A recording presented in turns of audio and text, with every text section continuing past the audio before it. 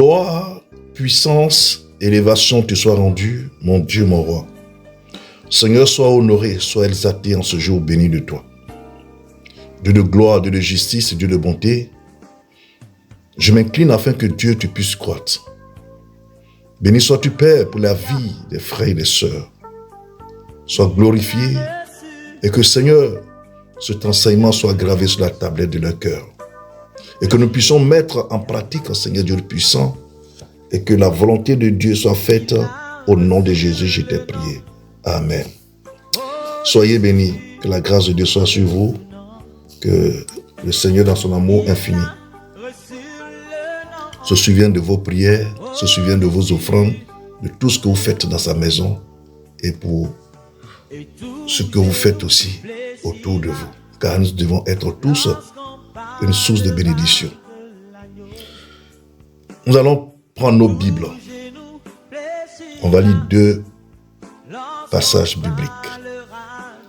On va aller d'abord dans le livre de Philippiens. On va aller dans le livre de Philippiens et ensuite on aura le livre aussi de Thessaloniciens. Donc on va commencer par 1 Thessaloniciens 5. 1 Thessaloniciens 5, versets 16 à 18. 1 Thessaloniciens 5, versets 16 à 18. Je lis la parole de Dieu avec respect et considération et avec amour et crainte. Priez sans cesse. Il dit, soyez toujours joyeux. Priez sans cesse. Rendez grâce en toutes choses, car c'est à votre égard la volonté de Dieu en Jésus-Christ. Je reprends. Soyez toujours heureux. Priez sans cesse. Rendez grâce en toutes choses, car c'est à votre égard la volonté de Dieu en Jésus-Christ. Amen. On va lire maintenant dans Philippiens. Philippiens 4, versets 6 à 7. Philippiens 4, versets 6 à 7. Ne vous inquiétez de rien, mais en toutes choses, faites connaître vos besoins à Dieu par des prières et des supplications avec des actions de grâce. Et la paix de Dieu, qui surpasse toute intelligence, gardera vos cœurs et vos pensées en Jésus-Christ. Amen. Amen. Le terme de mon message,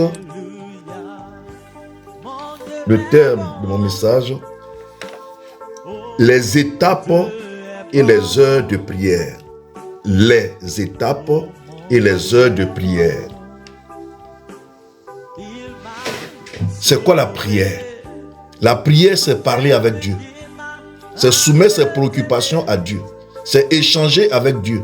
C'est communiquer avec Dieu. Les étapes et les heures de prière. C'est vrai que beaucoup de frères et sœurs en Christ, des serviteurs de Dieu comme moi, des servants de Dieu, parlent de la première heure, de la deuxième heure, de la troisième heure. Moi, je ne viens pas pour parler de ces heures de prière où on dit première heure, deuxième heure. Je voudrais vous donner des heures précises afin que vous puissiez utiliser ces heures-là pour prier par rapport à certaines situations, par rapport à certaines choses et les différentes étapes. Les passages que nous venons de lire, le Seigneur parle de prier sans cesse. Cela veut dire quoi? Cela veut dire qu'il n'y a pas une heure fixe pour prier. Il n'y a pas un lieu fixe pour prier. On doit prier à tout temps et à tout moment. Quel que soit le lieu, quel que soit l'endroit, quelle que soit l'heure. Nous devons prier. Même quand tu conduis, tu peux prier dans ton cœur.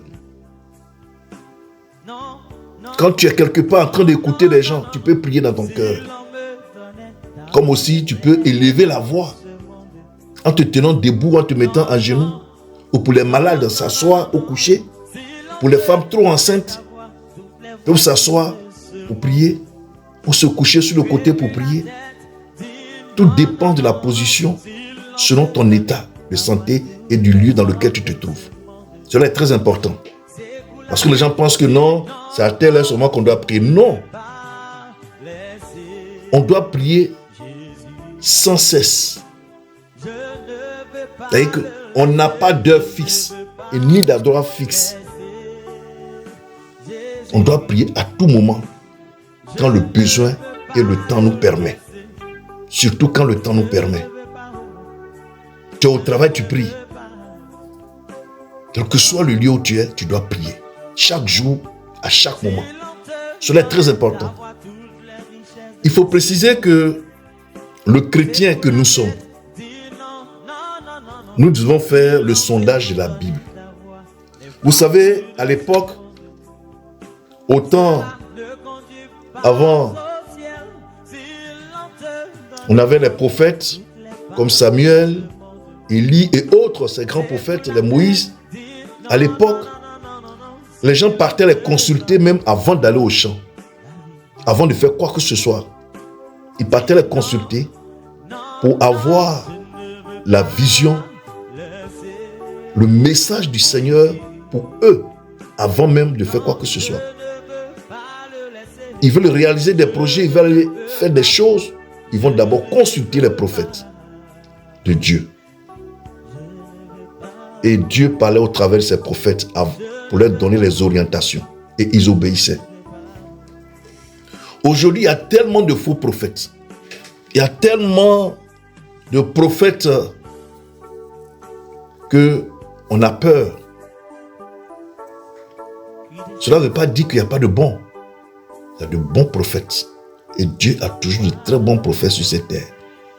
Donc le sondage de la Bible remplace le fait de se déplacer pour aller voir le prophète comme le faisait dans l'ancien temps. Aujourd'hui, on peut appeler l'homme de Dieu parce qu'il y a les téléphones. On peut l'appeler, échanger avec lui. Ah, homme de Dieu, ou bien prophète, voilà ma situation. Qu'est-ce que je fais? Selon ce que le Seigneur va lui dire, il va te donner la réponse, les instructions, à toi d'obéir. Mais en tant que chrétien, nous devons faire le sondage de la Bible tous les matins. Tous les matins. Et avoir au moins 5 à 15 minutes de la méditation de la Bible avant de mettre les pieds dehors. C'est très important. C'est-à-dire qu'avant de sortir de chez toi, tu dois faire le sondage de la Bible. Et aussi prendre un temps pour lire un peu la Bible avant de sortir. Le sondage de la Bible, c'est quoi? Tu prends la Bible. C'est des révélations que je vous donne aujourd'hui. Tu prends la Bible et tu fermes les yeux. Tu attrapes la Bible avec tes deux mains et tu ouvres un coup. Tu ouvres, tu ne cherches pas de page. Tu ouvres un coup. Quand tu ouvres, les yeux toujours fermés, tu prends un doigt et tu piques dans la Bible. Quand tu as piqué, tu ne bouges pas le doigt, tu ouvres les yeux. Là où ta main est tombée, le verset sur lequel ta main est tombée, tu lis le verset, tu lis le verset, les deux premiers versets. Ce sont les 3 versets qui suivent. C'est le verset sur lequel ta main est tombée. Je prends l'exemple. Ta main tombe sur le verset 12. Donc tu vas lire le verset 12, le verset 13, le verset 14. Forcément, tu as un message là. Dieu va te parler par rapport à ta sortie que tu veux faire. Si tu vas au travail, est-ce que la journée sera bonne? Bien, si tu vas à des rendez-vous, est-ce que tout va bien se passer, tout ça? Quand tu vas lire, le Seigneur te donne une réponse là. Si tu ne comprends pas bien, tu remontes à 2 versets au-dessus. Ça te fait 5 versets. Le Dieu que nous prions, le Seigneur Jésus-Christ, te donne une réponse claire de ce qui va se passer dans la journée. Ça, c'est très, très important pour tout chrétien. C'est très important. tous les matins, lis la Bible. D'autres diront, on n'a pas le temps. Tu n'as pas le temps, mais tu as le temps pour regarder des matchs jusqu'à 23h minuit. Tu as le temps pour être sur ton téléphone jusqu'à 5h du matin. Que Dieu nous aide à comprendre. Les étapes de la prière. Toutes les prières commencent d'abord à confier le moment au Seigneur. Il faut toujours confier le moment au Seigneur. Le moment que tu veux passer avec lui là, il faut lui confier ça. Il faut toujours confier le moment au Seigneur. Confier la prière, ce qui va se passer, qu'il prenne le contrôle de tout. C'est un élément très important. Ensuite, remercier le Seigneur, la reconnaissance, le remerciement. Il faut le remercier pour tout ce qu'il a fait, pour ta vie, pour tous tes enfants, ton mari, même si tu es célibataire, pour déjà ton foyer, ton prochain mariage, tout ça, il faut parler de tout ça à Dieu. Ce n'est pas parce qu'on n'a pas un homme dans sa vie, bien une femme dans sa vie qu'on ne doit pas se marier. Il faut déjà remercier le Seigneur pour ce que tu es déjà et pour le mariage qu'il te donne maintenant. Pour l'enfantement qu'il te donne maintenant. Il faut le remercier pour ta vie.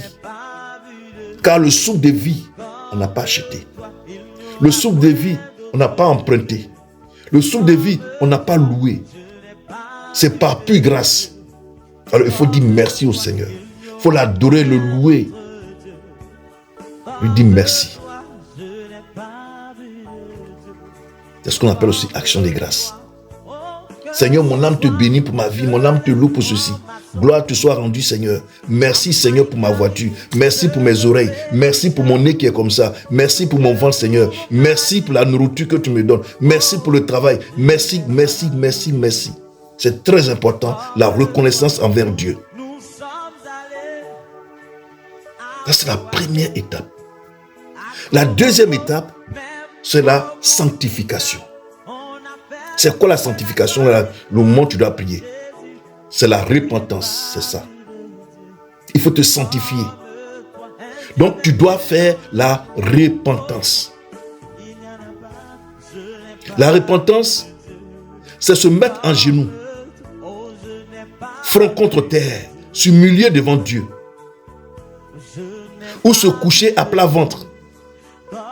Le front contre terre, les bras tendus, comme le Seigneur Jésus à la croix. Mais là, c'est ton dos qu'on doit voir. Le Seigneur Jésus, on a vu son ventre, son visage. Mais toi, si quelqu'un rentre dans la chambre, il doit te voir le dos. Si tu es assis dans ta voiture, bien au bureau, qu'il y a des amis, en ce moment-là, tu restes calme. Et tu parles dans ton cœur. Tu fais ta repentance dans ton cœur. Mais si tu es seul, tu prends une position qu'il faut. Les femmes enceintes, vous ne pouvez pas vous coucher sur le ventre. Couchez-vous sur le côté. Les malades, couchez-vous sur le côté, bien sur le dos. Parlez quand vous ne pouvez pas prendre certaines positions. Sinon, la repentance, on se met à genoux, front contre terre, les bras au sol. Ou on se couche à plat ventre. Ou sur le côté. Quand on est couché, c'est à plat ventre. Mais les femmes enceintes, c'est sur le côté. Tu fais une repentance sincère. Une véritable repentance. Et maintenant, tu invoques le sang de Jésus pour te purifier, te sanctifier, te justifier devant la face du Seigneur. Ça, c'est la deuxième. Troisième, la glorification du Père, du Seigneur. Il faut le glorifier par des cantiques de louanges. Il faut parler à Dieu. Mon âme bénit le Seigneur et mon esprit magnifie son nom. Voilà, des cantiques pour le louer, l'adorer. C'est très important. Les oiseaux louent le Seigneur. Quand les oiseaux, vous entendez que le matin, ils sont en train de louer le Seigneur pour leur vie. Le vent qui souffle sur les herbes. Tout ce qui respire a une âme. Et les herbes louent le Seigneur. Les pierres louent le Seigneur. Pourquoi pas toi, qui l'a créé à son image? Pourquoi pas toi? Donc, il faut le glorifier à travers des louanges, des cantiques de louanges et d'adoration. Quatrième étape, l'intercession. La parole de Dieu nous dit que celui qui arrose est lui-même arrosé. Donc dans toutes vos prières, la quatrième étape de vos prières, c'est d'intercéder. Priez pour les autres, pour les malades, pour n'importe qui. Pour que le jour où vous êtes dans cette situation, bien parlant dans cette situation, le Seigneur se souvienne de vous. Priez pour des gens qui font des affaires, bien qui veulent faire des affaires. Dieu, ils ont besoin de moyens financiers. Intercéder, c'est prier pour les autres. Qu'on ne connaît pas. Pour des situations des gens. On ne pense pas qu'à toi, à soi seul. Les gens passent leur temps à prier pour eux-mêmes. Mais Dieu ne peut pas exaucer vos prières. Parce que vous ne pensez pas aux autres. Il dit celui qui arrose est lui-même arrosé. Arroser, c'est quoi? C'est intercéder pour les autres. Prier pour les autres. Confier la situation des autres au Seigneur. Se mettre à la place des autres pour prier. Que Dieu nous aide à comprendre ce que dit la parole de Dieu. Il faut prendre au moins 10 à 30 minutes pour intercéder. Au moins 10 à 30 minutes pour intercéder. Ensuite, il y a les prières d'autorité, ce qu'on appelle les prières de combat.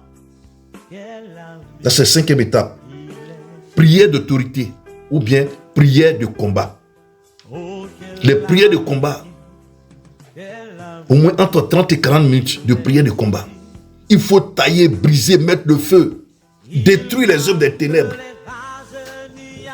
les semences dans ta vie. Invoquer le sang de Jésus pour évacuer tout cela, chasser les esprits de ton corps, de ta vie. Et puis tu arraches tes biens.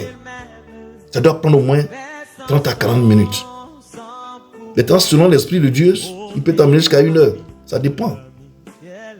Bien-aimé, c'est très important, les prières d'autorité de combat. Et vers la fin des prières de combat, il faut faire des proclamations. Je proclame la paix dans ma vie. Je proclame ceci. Toi, tu proclames tout ce qui est bon dans ta vie, dans la vie de tes enfants, de ton époux, de ton épouse, de ton entourage. Il faut proclamer tout ce qui est bon. Amen. 6e étape, les requêtes. Les requêtes, c'est quoi? C'est soumettre toi-même tes préoccupations au Seigneur. C'est-à-dire que toi-même, tes sujets de prière là, confie ça maintenant au Seigneur. Toi, tu dois venir en dernière position. Donc, tu dois soumettre tes préoccupations au Seigneur. Tous tes sujets de prière au Seigneur. Et ça peut prendre 10 à 15, 20, 30 minutes. Ça dépend de ta situation, de ce que tu veux. Il faut être précis et concis. On ne raconte pas n'importe quoi. On ne raconte pas n'importe quoi. Maintenant, quand tu es dans des situations où tu as besoin de la main de Dieu, tu as besoin que le Seigneur intervienne, c'est de ça qu'il parle des actions de grâce. C'est de ça qu'il parle des actions de grâce. Ça veut dire faire des offrandes. Faire des offrandes. C'est de ça qu'il a parlé dans Philippiens 4, 6 à 7. Il faut faire des offrandes. À chaque fois que tu fais des prières à Dieu pour des choses, il faut toujours faire des offrandes. Ce sont les offrandes qui vont incliner le cœur de Dieu en ta faveur. Tu veux voyager, fais offrande. Tu veux faire ceci, fais offrande. L'homme selon le cœur de Dieu, le roi David. Ce n'est pas parce que David a combattu pour le Seigneur. C'est vrai, il a combattu, mais c'est Dieu qui était au devant de lui. C'est Dieu qui l'inspirait, qui donne les orientations. Il a été l'humain que Dieu a utilisé pour conquérir et bâtir Israël. Mais il est l'homme selon le cœur de Dieu. Pourquoi? C'est parce que David faisait beaucoup d'offrandes à Dieu. Il donnait plus que la dîme. La dîme, c'est 10%. Mais David donnait plus que 10%. Il donnait plus que 10%. Il donnait toujours entre 20 et 50%. Plus il donnait à Dieu, plus Dieu le bénissait puissamment. Voilà pourquoi Dieu dit David est l'homme selon son cœur. Il a béni puissamment Dieu. Pourtant, il sait que l'or et l'argent appartiennent à Dieu. Mais plus tu bénis Dieu, plus Dieu te bénit. Et c'est cette grâce qui a accompagné son fils Salomon. Salomon a fait aussi beaucoup d'offrandes. Parce qu'il a vu ce que son père faisait. Il a écouté son père. Et Salomon n'a pas demandé richesse, il a demandé juste la sagesse. Dieu dit, ah, tu es un enfant intelligent. Donc en toute chose, en toute prière, tu cherches travail, tu es en train de prier pour ça. Fais une offrande à Dieu. Fais une offrande sacrificielle à Dieu. On appelle ça offrande sacrificielle. Seigneur, je te fais cette offrande sacrificielle pour que tu me donnes le travail là. Quand Dieu te donne le travail, tu lui dis merci et tu fais une offrande de reconnaissance. Seigneur, tu fais cette offrande pour te dire merci, pour reconnaître ta bonté dans ma vie. Et ma reconnaissance envers toi parce que tu m'as donné ce travail. Permets que ce travail-là, que moi-même, je décide de partir là-bas. Que personne ne puisse me créer des problèmes là-bas. Voilà comment tu vas solidifier ton travail, tu vas solidifier ton projet, tu vas solidifier ta restauration, ton restaurant. Tout ce que tu veux faire, il faut toujours faire des offrandes à chaque étape. C'est pour cela que Abraham faisait quoi? Beaucoup d'offrandes à Dieu. À chaque étape. Quand il arrive quelque part, il fait un autel, il fait une offrande. Quand il s'en va, il fait une offrande à Dieu. Il fait l'autel, il fait une offrande, Seigneur. On s'en va dans tel endroit qu'on dit nos pas. Quand il arrive là, il fait une offrande pour dire à Dieu, je suis arrivé, préserve-moi, moi et toute mon équipe qui est avec moi. Donc à chaque étape, il faut faire une offrande. Tu veux voyager, tu fais une offrande à Dieu pour que tu aies les moyens pour pouvoir faire les documents administratifs. Tu as tous les moyens. Seigneur, merci, je te fais cette offrande parce que j'ai pu faire les papiers. Là, il me faut de l'argent pour mon passeport. Dieu te donne les moyens financiers, tu fais le passeport. Quand tu as fini, Seigneur, voici mon passeport. Et tu fais cette offrande pour te dire merci. Lorsque je vais aller déposer le dossier, Seigneur, que je puisse avoir le visa. Dès que tu as le visa, tu fais aussi une offrande pour dire merci à Dieu. À chaque étape de tout projet, il faut faire des offrandes à Dieu. Amen. Donc les requêtes, c'est ça. Tu soumets toi-même tes préoccupations. Toi-même tes sujets de prière, tu les soumets à Dieu. Voilà les 6 étapes de la prière. Les 6 étapes de la prière. Je reprends. Première étape, remercier Dieu. C'est-à-dire être reconnaissant dans ses prières. Il faut reconnaître le Seigneur. La reconnaissance, le remerciement. Deuxième étape, la sanctification, qui est la repentance. Une repentance sincère. Troisième étape, la glorification du Père. Avec des cantiques secs, il faut le louer par les cantiques, il faut chanter des chants. Quatrième étape, l'intercession. Il faut toujours intercéder. Prier pour les autres. Prier pour d'autres personnes que tu ne connais même pas, qui sont dans le monde entier. Et cinquième étape, les prières d'autorité, qu'on appelle les prières de combat. Où on taille les esprits, on brise, on détruit, on met le feu, on les chasse de sa vie. C'est ça, les prières d'autorité. Et enfin, sixième étape, la requête. Où toi-même tu soumets tes préoccupations à Dieu. Et s'ils doivent accompagner d'offrandes, il faut les accompagner d'offrandes. C'est très important.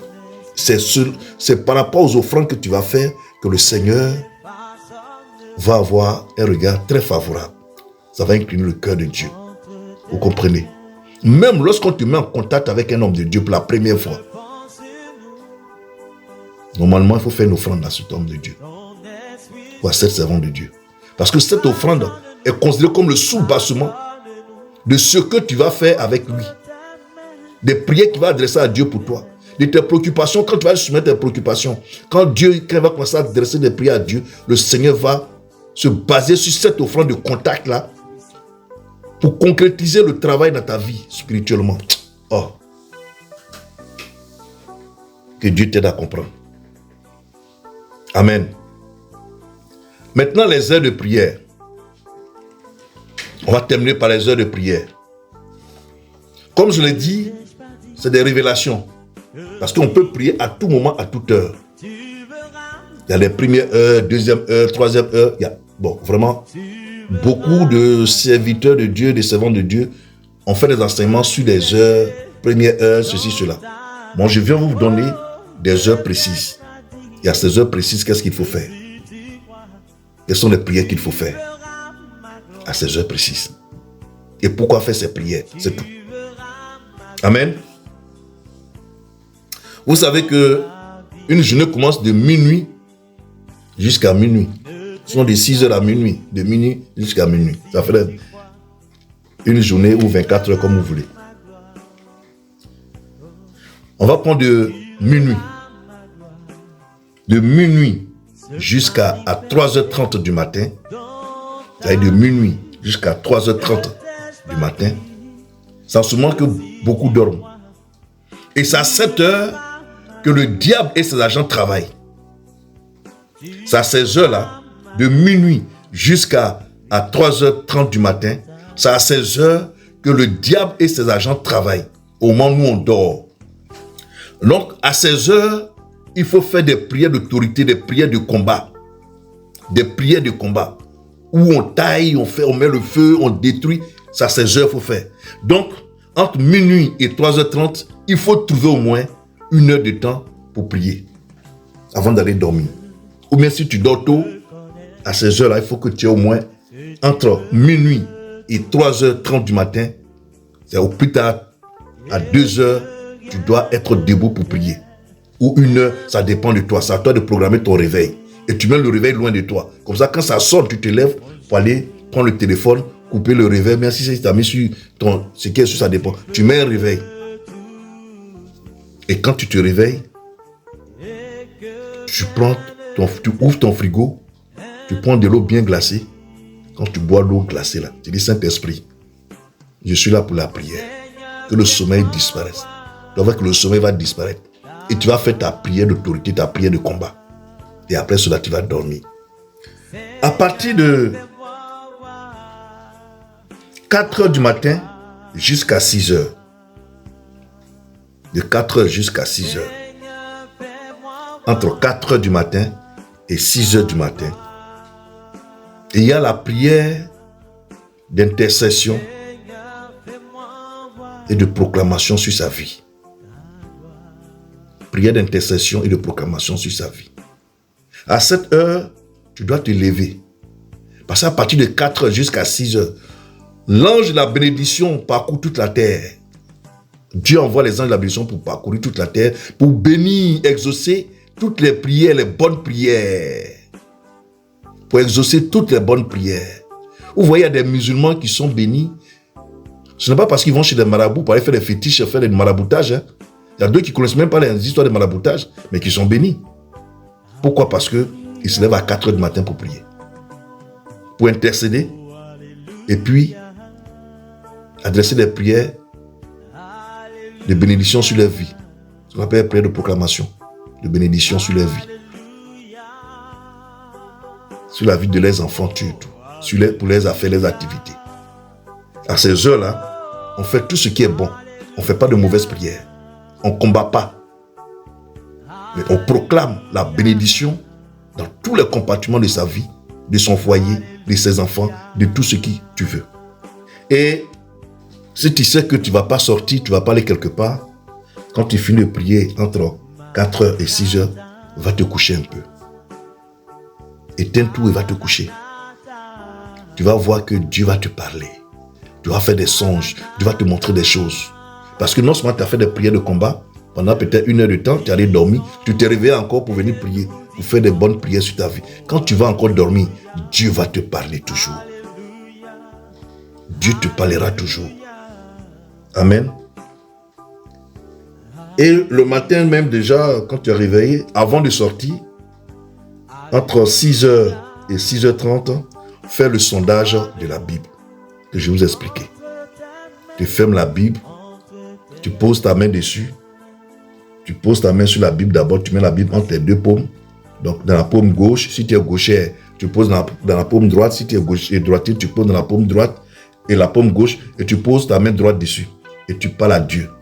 Tu dis, Seigneur, soit je vais sortir pour aller à un rendez-vous. Dis-moi si la journée sera bonne ou pas. Et tu fermes toujours les yeux, tu prends la Bible entre les deux mains et tu ouvres en un seul coup. On ne cherche pas de page, tu ouvres en un seul coup. Et les yeux toujours fermés, tu prends un doigt, tu piques dans la Bible et tu ouvres les yeux maintenant. Quand tu as piqué, tu ne bouges pas le doigt. Tu vas voir que ton doigt sera sur un verset. Tu lis les 3 versets. Si c'est par exemple sur le verset 5, tu lis le verset 5, verset 6 et le verset 7. Si tu ne comprends pas bien ce que le Seigneur dit, tu vas remonter à 2 versets de plus. Donc tu vas lire versets 4 et 3. Donc ça te fait 3, 4, 5, 6 et 7. Quand tu as fini de lire les 5 versets là, le Seigneur va te dire quelque chose concernant ce pourquoi tu as prié et tu fais le sondage. Amen. Et dans la journée, tu peux prier toutes sortes de prières que tu veux. Maintenant, entre 11h30 et 14h, entre 11h30 et 14h, ça aussi, ce sont des heures de combat spirituel et d'intercession. Pourquoi? Parce que vous avez remarqué que sur cette terre, dans le monde entier, les enterrements du lundi au lundi, c'est-à-dire dans toute la semaine, quand il y a des enterrements faits, ça se passe toujours entre 11h et 14h. C'est l'heure que le diable a choisi pour agir. Et à ces heures, quel que soit le lieu où tu es, prends un moment pour prier. Pour faire des prières d'autorité, de combat et d'intercession. Maintenant, à tous les serviteurs de Dieu, vous qui avez la paix de Dieu sur vos vies, vous qui servez le Seigneur, voici une révélation pour vous, que tout le monde aussi peut utiliser. De 16h à 17h00. De 16h à 17h. Pendant les 1 heure là, tu soumets un seul sujet à Dieu. Je dis bien un seul sujet. Si c'est pour ton mariage, bien le mariage de l'un de tes fidèles, pendant les 1 heure de temps là, tu ne dis pas autre chose. Tu parleras du mariage de ton fils là, ou bien de ta fille. Tout ce qui doit rentrer dans le mariage, c'est ça que tu soumets à Dieu pendant les 1 heure de temps. Tu ne parles pas d'autre chose. Tu fais ça pendant plusieurs semaines, vous allez voir, Dieu va exaucer. C'est pourquoi vous avez prié de 16h à 17h. Et tu restes couché. Tu es couché. Tu es couché à plat ventre, sur le côté. C'est-à-dire tu restes couché et tu pries pour ça. Tu ne te lèves pas. Tu es couché, tu parles à Dieu. Vous allez voir que le Seigneur va se glorifier. Et puis, à partir de 18h aussi, il faut prier pour intercéder, pour prier de combat aussi. Dans ton cœur, à la maison, c'est important. Parce que à partir de 18h, les esprits malins aussi commencent à se manifester. Ça aussi, tu peux prendre peut-être 15-20 minutes de prière à partir de 18h. Et la grande prière, c'est entre 21h et 22h. Où tout ce qui s'est passé dans la journée, tu vas tout soumettre au Seigneur. Lui dire merci. Orienter les choses. Lui confier encore la journée qui va commencer demain. Parler de tout ça avec lui. Voilà un peu les différentes heures avec spécialement ces prières à faire. Spécialement ces prières à faire. C'est très important. Sinon, comme je l'ai dit, on n'a pas d'heure fixe. On doit prier sans cesse.